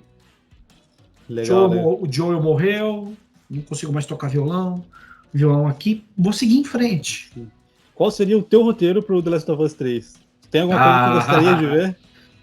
cara, eu conversei com a Alice Monstrinho, que é uma das maiores fãs que tem aí de The Last of Eu Us. já A gente já... fiz com ela já o podcast. Né? Então, eu já bati um papo longo com ela, velho, sobre isso. Cara, as possibilidades são infinitas. É muito difícil criar um The Last of Us 3.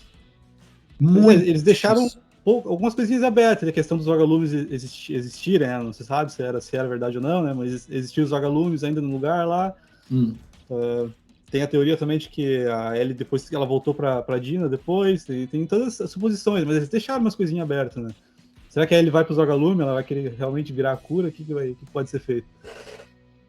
Isso é, cara, você para pra pensar, existem várias possibilidades. Pode ter uma possibilidade do tipo a Ellie voltar pra Jackson e a Dina não querer ela.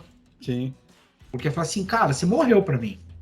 Você ficou, sei lá, 2, 3 meses. Porque, cara, olha quanto tempo a Ellie deve ter ficado longe. Pra ir pra Santa Bárbara, né, de Jackson. Jackson é longe pra caramba de Santa Bárbara. É longe. Então, andando a cavalo, sei lá como é que ela foi pra lá. Entendeu? Demorou pra caramba. Sim, verdade. Você entendeu? Aí, até achar a Abby, ter aquela luta, ter perdido os dedos, ter ficado num canto para se curar daquilo e ter voltar lá para aquela fazenda e depois ir para Jackson de novo, cara, é muito tempo. Numa dessa, a Dina fala: Meu, vai passear. Ou ela pode aceitar ela, mas você para pensar, tá bom, ela aceita ela. Aí ela volta para Jackson e fica lá. Qual que é a motivação dos vagalumes?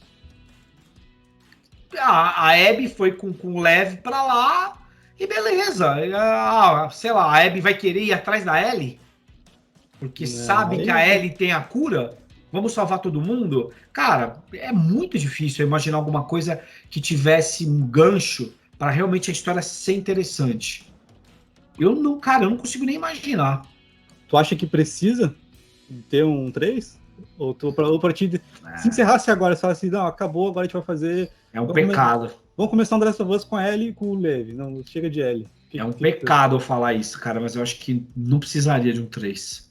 Não acha que tem como fazer algo melhor do que o 2? Acho difícil. Eu também, eu acho que o 2... Eu acho que não tem como fazer melhor do que um 2, cara. Se você falar, eles podem criar um roteiro, podem pensar, viajar. Cara, o que poderia ser melhor que The Last of Us 2? Tô falando não obviamente, no universo dos games, mas na história, The Last of Us. Tem como, a não ser que um grupo soubesse que a Ellie tem a cura, invadisse Jackson, entendeu? E numa dessa, os vagalumes vão para Jackson para tentar salvar a Ellie. Aí vira uma guerra, né? Aí vira uma coisa de proporções gigantes. E numa dessa, a Ellie, sei lá, vira para os vagalumes e fala assim: Meu, pelo amor de Deus, me leva e tenta extrair essa cura logo de mim, senão eu vou acabar matando todo mundo, porque vai todo mundo se matar por minha causa. Ela poderia se sacrificar de uma maneira moral para isso. Mas é muito clichê isso. Por exemplo, Abby atrás dela, essas coisas eu também acharia clichê, sabe? Eu não sei se seria uma boa ideia. Tem uma coisa também que eu achei meio genial no The Last of Us 2, que é tipo, por exemplo, eles já pegam. Eu vi o spoiler que o Joe ia morrer, tá? Eu vi esse spoiler, infelizmente eu fiquei, vi sem querer. O desgraçado postou no Facebook.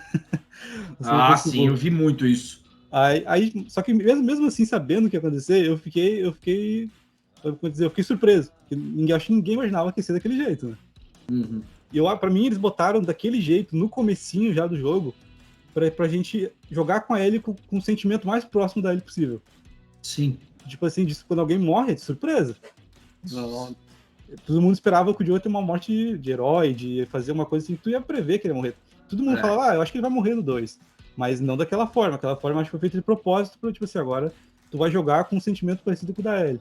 Não sei se tu teve essa percepção, não é? Sim, opa! Quando você joga, você fala, eu vou matar todo mundo, velho. Quando você tá com a Ellie, você quer matar todo mundo. Mas uma coisa que eu achei interessante, que deixa ambíguo isso daí, é você poder jogar com a Abby. Sim, aí... Essa é a sacada, velho. Primeira reação de todo mundo, não acredito. Que ninguém quer jogar Exatamente. Puta, eu vou jogar com essa desgraçada. Exatamente. E numa dessa, você é obrigado a jogar com ela e você é obrigado a engolir ela. para você ver o outro lado da moeda também. Porque ela é Sim. filha, né, do Jerry, do cara que ia achar a cura. Você entendeu? Então você tá jogando na pele de uma pessoa que também sofreu muito. E o mais genial ainda do jogo é que morre todo mundo. Sim, sim. Né? Só que morre todo mundo do lado da Abby. De certa forma ele se vingou, né? Porque ela tirou todo mundo da Abby. Exatamente. Eu acho que quem mais sofre nesse game, de longe, é a Abby, velho. Nossa. De longe, de longe. Morre. O pai dela morre no primeiro game, né? Mas nesse game, a Ellie mata todo mundo. Sim, Se ela bem que perde, ela não fica, ela perde o lugar que ela mora, ela perde tudo, né? Fica só ela e o Lef, vira ela e Jolie. exatamente, perde o lugar que ela mora, mata todos os amigos, ela perde todos os amigos, ela perde o amante dela, entre aspas. Sim. Você entendeu? Cara, a Abby, mano, é a que mais se dá mal. E ela, obviamente, que ela, quando ela volta lá pro teatro, e aí ela dá ela quase. E ela ainda segura a onda, né? Porque ela não mata a Ellie nem a Dina. Sim, por causa do Lev, né? O Lev deu uma crise de consciência nela. Exatamente. A Ellie, se tivesse lá nos momentos de matar as outras pessoas, por exemplo, se tivesse alguém que falasse para ela não mate, pode ser que ela não mataria. Mas mas ela não quer saber, ela mata todo mundo. Entendeu? E ela acaba sendo, entre aspas, quase a vilã do game. Tudo bem, ela vai em busca da vingança, mas é isso, velho. Eu acho que é muito humano o game. Não, demais, demais. Cara, já vamos se encaminhando acho pro final. Tem algum assunto que tu queira falar, que a gente não tocou, que tu gostaria de falar, mas normalmente não pergunto? Tem alguma coisa assim que tu gosta? Alguma questão do Não, jogo que velho. tu queira trazer, algum assunto? É que pode falar. É. Uma coisa que eu deixo sempre, assim, no ar é para as pessoas sempre criticarem as localizações. Quando achar uma coisa que não é legal, fale. Mas tem muita gente que fala por falar. Aí já Construtiva, né? Não vou chegar lá, tá uma bosta, tá um lixo. Fala o exatamente. que tu achou ruim. E isso eu vejo muito. Tem muita gente que fala: ah, o personagem tal não ficou legal. Prefiro o original. Por quê? É legal saber o porquê, porque isso para mim é muito importante saber para eu melhorar o meu trabalho. Ah, André, teve um personagem lá que a localização ficou assim, mas eu acho que ele não ficou parecido com o original por causa disso, disso, disso. Tem um momento, você entendeu? É isso que você falou, tem que ser uma coisa construtiva. Vamos debater, vamos conversar. Então eu quero sempre que tragam dúvidas, anseios, falem tudo realmente o que querem, mas que sejam construtivos. Senão eu não vou saber. Onde é que tá aí o que procó? Onde tá o problema aí, saca? Dessa Certo. forma. Isso é uma coisa que eu deixo aí pra galera sempre realmente jogar, criticar a localização, mas falar exatamente o que é o problema, ou os problemas. Né? Eu conversando com a Moni, a Moni falou para mim que tiveram duas pessoas que entraram em contato com ela, que essas pessoas não gostaram da localização do Krauser, Krause. do Resident Evil 4 Remake. Uhum. E aí eu virei pra Mônica e falei Nossa. assim, mas Mônica, o que, que você achou? Ela falou, cara, eu gostei muito. Você viu o original? Como é que era, André? Eu falei, vi, né? Porque eu fiz em cima dele. Falou, cara, tem momentos que ele deixa a voz dele muito rasgada. Aquela coisa e tal. Eu acho que o trabalho que você fez com o Dlages ficou muito legal. Eu falei, eu também gostei. Você entendeu? Mas, por exemplo, eu perguntei pro meu filho. O meu filho, ele vê esse trabalho de voz, eu sempre pergunto para ele. E assim, ele já tá entrando na adolescência. Então não tem meio termo. Sim, Ele sim. vai falar, ficou uma bosta, ou ficou, nossa, ficou Ficou incrível. animal, papai. Ficou animal, gostei. Ou, puta, ficou uma bosta isso daí. É meio termo. Quando eu perguntei do Krauser pra ele virou pra mim e falou assim: no momento que você tá na luta com o Krauser e ele já tá com a coisa mutante e tá não sei o quê, a voz dele ficou bem rasgadona. Não sei, papai, não sei se eu curti muito. Aí eu virei pra ele e falei assim: tá, sua opinião. Você achou que ficou forçado? Você achou que ficou o quê? Ele falou, achei que tá exagerado. Aí eu virei assim, mas para pensar o seguinte. Imagina o cara, ele tá se transformando num quase um monstro. Você não acha que isso mudaria ele também? A atitude dele? E ele ficar uma coisa mais assim do que ficar com uma voz normal e ser um monstro? Aí meu filho ficou assim, ó. Uhum. Pensando dessa forma, você tem razão. Você entendeu? Então, às vezes, uma opinião, se você não tem um embasamento e você não pensa bem no que você vai falar, você acaba falando uma coisa impensada. Quando eu dirigi o Dlageris, quando ele fez o Krauser, a gente foi achando a voz dele. Ele foi o cara que teve um pouco. Ele não é que ele teve dificuldade, mas foi o cara que eu mais peguei no pé para tentar achar um tom que eu gostasse. Que o Dlageris, ele é ótimo artista, ótimo ator e ótimo dublador. Você entendeu? Então, se você fizer uma comparação, olha como é que tá a voz dele na primeira luta que ele tem com o Leon, que é aquela hora que ele... Spoiler! Vou falar um spoiler, porque não jogou Resident Evil 4. Aquela hora que ele joga a faca, o Krauser joga a faca no Luiz, e o Luiz quase morre. Aquela conversa que ele tem com o Leon, até a hora que ele vai embora, ele não tá tão rasgadão. Ele tá tão... Olha aí, novato. Que ele fala dessa forma. Ele não tá tão assim. Sim. Agora, lá no final, ele tá muito mais, porque ele tá contando todas as coisas que ele falou, aliás, que ele viveu. Ele fala, eu tive uma epifania. Eu vi que não sei o quê. Porra, cara, se você vai ver o inglês, eu fiquei nisso pensando, e eu fiquei vendo vários vídeos no YouTube, vendo o inglês e vendo a localização do Dlageris. Cara, eu gostei muito, até que eu falei tudo isso pra Monique lá do canal do Resident Evil, ela começou a dar risada e falou, velho, eu gostei demais. Deu um tom pro cara. Ele não ficou normal. E ele não é normal. Você entendeu? E a Monique, ela manja de Resident Evil como ninguém, velho. Sim, não, ela sabe muito. E ela falou isso pra mim. Ela falou, cara, o cara tem um histórico com o Leon. Ele tem um histórico de ser um cara que quer poder e tal. Então faz muito sentido tudo isso pra mim. Eu achei, cara, caramba, isso daí e tal. Eu falei, então, tá, legal. Sua opinião é uma opinião que realmente respeito muito e gosto e tal. Falou, lógico, e não sei o que, isso é coisa de hater. Mas é importante ouvir. É importante ouvir. Mas eu vejo bastante disso da pessoa, ela fazer uma crítica, só que como ela não tem noção das dificuldades que se tem para fazer uma localização, uma dublagem, ela fala aquilo, mas ela não tem uma noção das dificuldades, entende? Então ela acaba fazendo um comentário, por exemplo, uma coisa que eu ouço é que a dublagem, quando é dublado, o som do fundo meio que desaparece. Mas até onde eu sei, tem um motivo para acontecer isso, né? Não é porque é mal feito.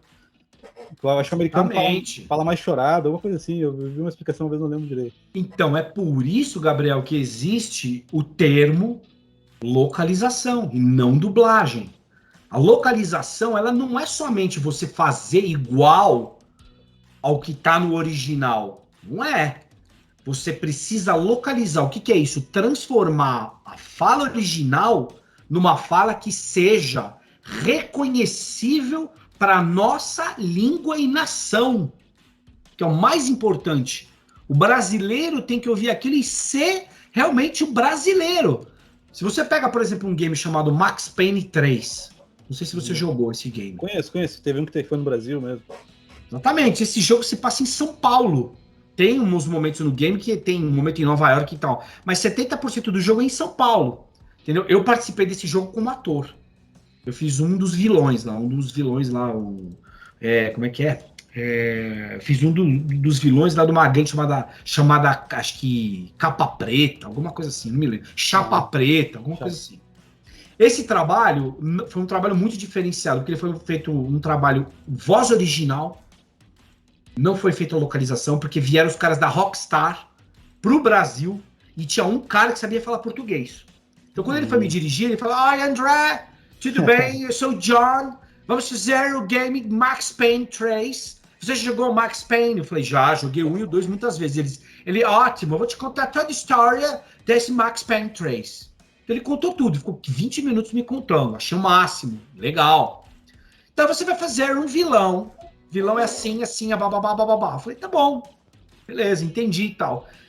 E aí tinha todo o texto, mas você não tinha uma referência. Então, a voz original, você tem o texto, aí você vai fazendo e o diretor vai falando para você. Esse ficou bom, isso não ficou bom, vamos mais uma, mais gritado e tal. Cara, eu saí acabado do estúdio. Eu saí completamente sem voz. Eu saí assim do estúdio, sem voz. E o cara me sugou pra caramba. Só que, o que aconteceu nesse trabalho? Foi tentativas.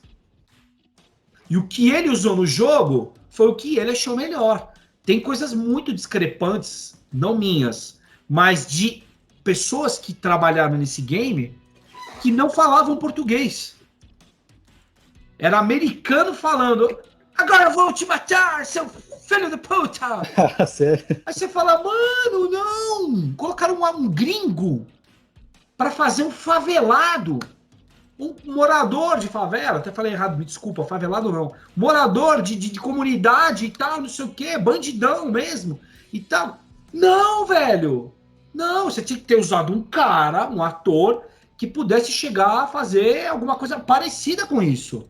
Entendeu? E cagaram aí. É aí que tá o lance da localização. Você precisa transformar aquilo para que o nosso ouvido aqui brasileiro fale, porra, isso ficou legal, hein? Eu mudei, por exemplo, algumas coisas no Resident Evil 4 do script. O que teve de mudança que tu... Então, por exemplo, naquele momento que o Leon encontra o El Gigante, aquele monstrão. Como é que tava a fala original? Ai, caramba! Falei, não, velho, não vou deixar isso. Eu vou meter um palavrão aqui e vou querer que o Felipe Grinan fale isso de verdade. Mano, imagina você ver um bicho de 4 metros de altura, um monstro. O que você vai falar? Você vai olhar e falar, puta que pariu, caralho, o que é isso? Cara, quando tem palavrão eu acho muito bom, porque fica muito vida real mesmo, sabe? É lógico, velho, a situação pede isso. Tinham várias coisas no texto que estavam, eita, eu tirei. Não gosto de eita, velho. E não gosto de ei. Ei eu não gosto. Eu não conheço ninguém, eu tenho 46 anos de idade, nunca alguém falou comigo, ei, André, você vai na balada hoje? Ei, André, pega aquele copo pra mim. Ei, André, você entendeu? Ninguém fala, nunca falou comigo. Meu pai, minha mãe, amigos, parentes, gente de trabalho, nunca alguém falou Sim. ei pra mim. Entendeu? Isso é muita tradução, o tradutor colocou a tradução do hey, porque em inglês é normal. Hey, are you ready to go? Ei, você tá pronto pra ir? Como é que você falaria isso pra uma outra pessoa? Você falaria, aí, você tá pronto pra ir? Ô, vamos nessa? Sim, sim. Muito mais próximo de uma naturalidade do dia a dia para nós. Entendeu? Então eu mudei muito, tinha muito whey, cortei tudo. Por exemplo, o momento que ele encontra o Salazar, que ele vira e fala, Mr. Kennedy, Sr. Kennedy. Ele olha e fala, quem caralhos é você? Essa parte é muito boa. Então, eu vi várias lives, vi vários youtubers jogando. E eu vi a reação da galera quando ele viu isso. Todo mundo riu e gostou. Eu falei, legal. Fui eu que mudei. Eu pus que tava. Ficou muito bom. Mas quem diabos é você? Eu falei, não, mano, quem diabos é você? Eu falei, não. Aí o Fabão da Capcom tava lá no estúdio gravando comigo. Aliás, me acompanhando. Eu virei pra ele, olhei pra ele, tava sentado ali atrás de mim. Eu falei assim, Fabão, eu vou trocar aqui, tá? Aí ele virou pra mim assim, como é que você vai deixar isso? Eu comecei a escrever o texto para aparecer ali para mim no texto, consequentemente como ficou pro Felipe Grinan.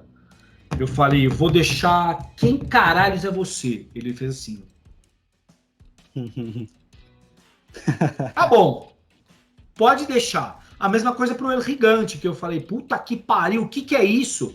Não era essa fala. Eu falei a mesma coisa para ele, eu vou deixar assim, ó. Vai ficar dessa forma. Ele olhou e falou, tá bom. Esse aí ficou um pouco mais na dúvida. Falei, vamos pôr, cara, vamos deixar, vamos pôr palavrão, não muito. Ele falou, não vou colocar muito palavrão. Falei, tá bom. E mudamos uma coisa ou outra, porque isso é o tom, cara, que vai dar, né? Isso é localizar game. Entendeu? É mudar isso. Ficou muito bom, cara. Eu acho muito, muito bom quando botam realmente palavras que a gente usa no cotidiano, né? A gente fala palavrão no dia a dia, então aquilo ali é imersão muito... Mas enfim, cara, já vou encerrando já também, já passou de uma hora, passou 1h30 aqui. Gostei bastante de conversar sobre tudo esse assunto, sobre questão de direção. Entendi bastante coisa que eu não sabia, né? Achei muito legal a conversa. Legal. Espero, de repente, mais pra frente, quando tu for lançar novos trabalhos, a gente pode conversar de novo, de repente. Claro, ó, o mês que vem vai lançar um game aí que eu dirigi. Não posso falar que game que é, no começo do mês vai ser um game que eu dirigi, mas você já imagina que game que deve ser. Se você estiver por dentro aí dos games, eu dirigi um jogo que vai sair aí também. Legal. Cara, acho que tem alguma coisa que tu queira falar, alguma coisa que tu tá fazendo, algum projeto que tu quer que as pessoas sigam? Não necessariamente, velho. Eu, na verdade, eu vou criar um perfil no Instagram né? Eu não tenho muita manha, por isso que eu realmente ainda não criei. Eu não tenho muita manha de saber criar conteúdo. Então, por exemplo, no Instagram, por exemplo, eu tenho várias dublagens minhas. Eu quero criar um perfil meu do Instagram como artista e não como diretor. Porque aí eu vou pegar o meu perfil que eu tenho, que é muito particular, e eu vou bloquear ele de vez. Ele tá bloqueado, mas tem umas pessoas que querem me seguir. Entendeu? Às vezes eu aceito, às vezes não. Eu não conheço, eu não aceito. Entendeu? Mas eu quero criar um perfil meu só com pequenos vídeos de dublagens que eu fiz. Porque eu preciso fazer isso também, né? Para mostrar que também eu não sou só diretor, mas eu também dublo. Eu sou ator também. Né? E eu queria, mas eu não sei fazer isso, velho. Eu não sei fazer isso. Como capturar, por exemplo, coisa. Tô pegando a manha. Eu já aprendi a mexer num editor de vídeo. Você entendeu? Mas eu quero capturar coisas, por exemplo, que tem no Disney Plus, que eu já fiz. Quero capturar coisa que tem no Amazon Prime. Não dá. Eu já tentei usar um software. Como é que é o nome do software? É o famoso OBS Studio. É isso que eu ia falar, eu ia falar isso. Então, não dá para capturar. Por exemplo, do Globo, Globoplay, quero capturar um desenho animado, cara, maravilhoso que eu fiz, que eu canto, junto com a Luísa Caspari, que faz a Ellie. A gente tem uma cena enorme, eu cantando junto com ela no desenho animado. Cara, isso é legal para mostrar minha versatilidade e tal. Queria colocar, mas eu só consigo capturar coisa do YouTube. Do YouTube dá. Como assim? Tu tenta capturar e não aceita? O que Não, acontece? se eu abro o OBS, por exemplo, eu abro o OBS, aí eu abro no browser, sei lá, o Disney Plus, a tela fica preta. Não deixa. Cara, Tem copyright, aí sei lá o que tem. cara, se quiser eu posso tentar te ajudar, assim, eu consigo gravar as coisas, de repente eu gravo a tela ali de como é que faz, aí eu te mando ali o link no Google Drive e tu dá uma olhadinha ali, se de repente... Aí você me mostra como é que você faz isso para poder Eu te fazer. mostro tentar fazer igual ali, se não der, mas normalmente eu consigo, porque às vezes eu quero gravar alguma coisa ali em algum streamer, eu consigo. Mas você consegue pegar, por exemplo, Consigo.